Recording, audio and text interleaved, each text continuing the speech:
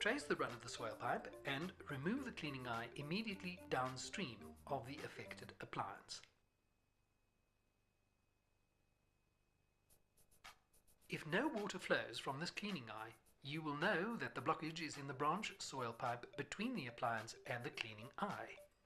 Place a rod or a piece of small section timber into the bottom of the cleaning eye with the end against the back of the pipe to catch or prevent the blockage material entering the clear pipe below when it is removed.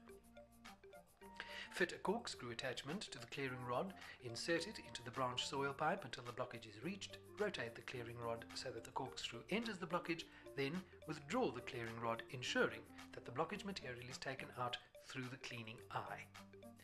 Repeat this procedure until the water retained by the blockage flows freely.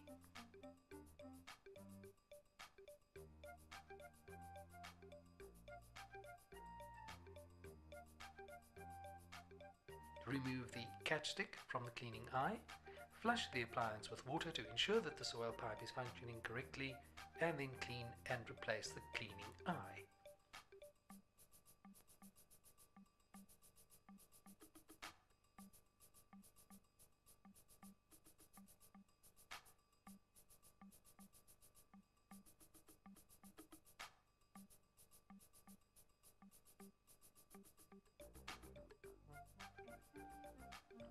Step 2.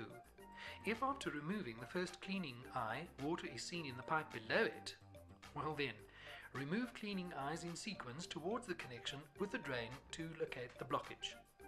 Then remove the blockage as described in step 1.